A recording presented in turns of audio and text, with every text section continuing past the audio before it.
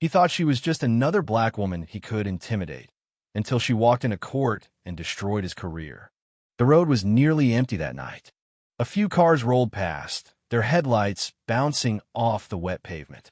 Streetlights flickered, casting long shadows over the stretch of highway just outside Birmingham, Alabama. It was late, a little past 11, one of those hours when most people just wanted to get home. Lieutenant Commander Maya Ellison had been driving for nearly 2 hours, her fingers drumming lightly against the steering wheel. She hummed along to the soft rhythm of an old jazz tune playing through the speakers. She wasn't in uniform, just a simple black sweater and jeans, her hair pulled back in a low bun. She didn't stand out, or so she thought. Then she saw the lights in her rearview mirror, red and blue, flashing, gaining on her fast. Her stomach clenched, not out of fear. She knew how these things went, but out of sheer exhaustion. She flicked on her signal, changed lanes, and eased her car onto the shoulder. Her hands moved through the motions with calm precision. Park the car. Take a slow breath. Keep both hands visible. She had been in the military long enough to know the drill. The white patrol car stopped just behind her. The officer inside didn't rush. Instead, he took his time getting out, moving like a man who expected total obedience. Heavy boots scuffed against asphalt. One hand rested on his belt. The other held a flashlight that flicked on as he approached. Maya turned her head slightly, watching him through the side mirror. The name on his badge caught the light. Officer Derek Sutherland. License and registration. No greeting. No explanation. His voice was flat, rehearsed, impatient. Maya met his eyes in the mirror, then reached slowly into the glove compartment, careful with every movement. "Was I speeding, officer?" Her voice was steady. Sutherland didn't answer right away. He snatched the papers from her hand, holding them just out of reach as he gave her car a once-over. "Tail lights out," he said bluntly. She frowned. "That can't be right." Sutherland finally looked at her. "You arguing with me?" A beat of silence. Maya felt the shift in the air, the quiet, tense moment where power met resistance, and only one side was expected to yield. She had seen it before, in briefings, in training exercises designed to prepare military personnel for life outside the Navy. She knew better than to push, but she also knew her rights. "I'm just saying," she replied calmly. "My taillights were checked a few weeks ago, but if there's an issue, I can get it fixed." "Step out of the car," Sutherland cut her off, like he hadn't heard a word.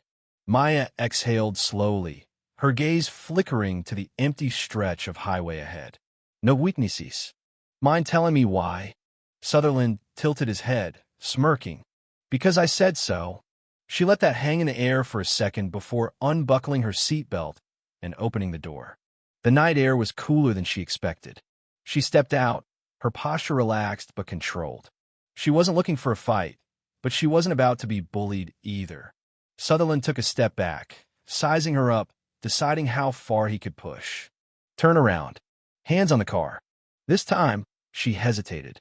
For what reason? He stepped closer. The smirk disappeared. "You resisting?" "No," Maya said firmly.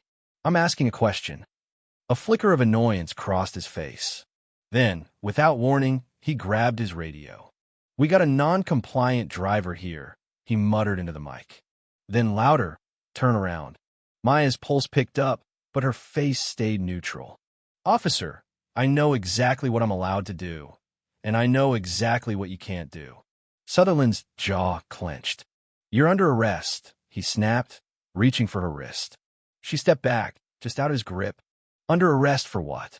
For obstructing an officer. She felt her military training kick in, steady heartbeat, controlled breathing. She had two choices: comply now and fight later, or push back and risk escalation. She wasn't about to become another statistic. With slow, deliberate movements, she turned and placed her hands on the roof of her car. The metal was cold beneath her palms. Sutherland yanked her arms behind her back, tightening the cuffs far too much before shoving her toward the patrol car. "You don't know what you're doing," she murmured. "Oh, I know exactly what I'm doing," Sutherland sneered. But he didn't. Not even close. The hard plastic seat of the patrol car dug in her back as she sat still, wrists burning against the cuffs. Her breath stayed measured. Outside, Sutherland strutted back to his vehicle, muttering into his radio. She glanced at the partition separating her from the front seat. Her reflection stared back, calm, composed. But beneath that, something simmered. She'd been through high-stakes operations, combat drills, interrogations overseas, but this felt different. This was personal. Minutes passed. 5. Then 10. The driver's side door opened, and Sutherland slid in, whistling. Well, he muttered, throwing the car into gear. Let's take a little ride. She didn't respond. The patrol car lurched forward, red and blue lights still flashing. Sutherland glanced at her in the rearview mirror. Most people just keep their mouths shut when I tell them to step out. And most officers don't arrest people for questioning a traffic stop, Maya replied flatly. Sutherland laughed. Lady, you must really think you're somebody. I don't think. I know. That made him pause just for a second. His hands flexed around the steering wheel. Then the smugness returned.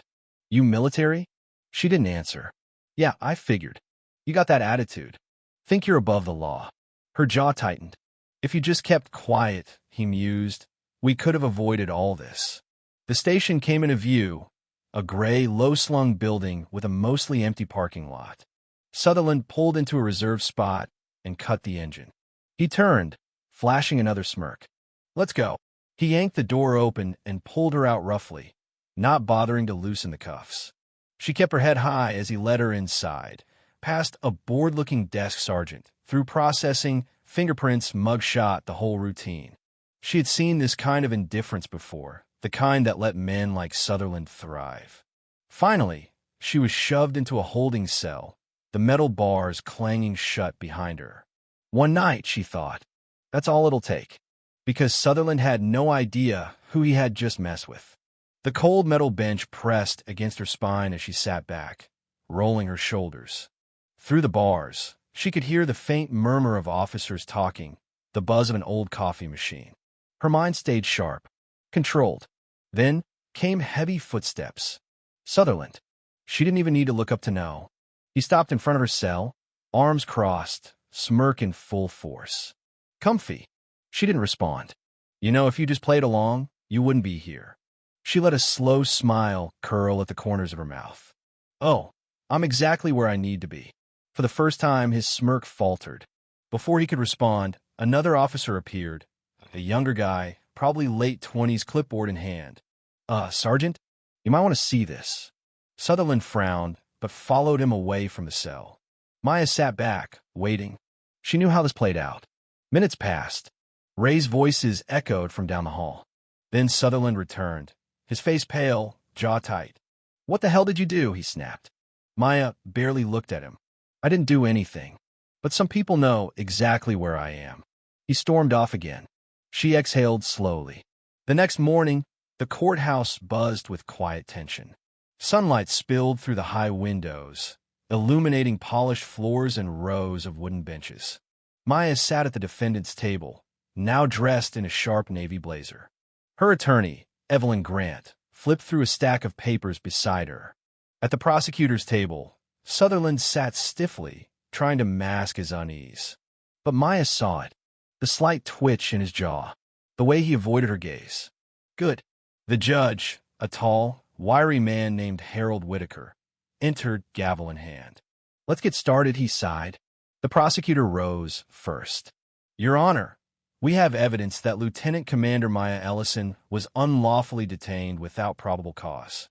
Furthermore, there's a documented pattern of misconduct tied to Officer Sutherland.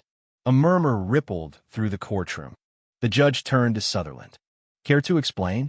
Sutherland cleared his throat. The defendant was uncooperative during a routine traffic stop. Uncooperative? The prosecutor raised an eyebrow. Body cam footage shows otherwise. A large screen descended. The footage played Sutherland's aggressive tone, Maya's calm responses, the escalation that followed. When it ended, the courtroom was silent. Judge Whitaker leaned forward. Officer Sutherland, you violated protocol, conducted an unlawful arrest, and failed to report the full details. The gavel came down, sharp and final. Charges against Lieutenant Commander Ellison are dismissed, and I recommend an internal investigation into Officer Sutherland's conduct. The tension snapped. Sutherland's face flushed red as Maya stood, calm and victorious. Outside the courthouse, reporters swarmed. Maya ignored them, walking toward the quiet calm of a nearby cafe.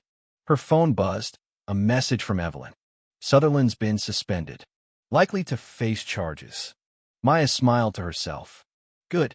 She took a slow sip of her coffee. The fight wasn't over, but today was a win.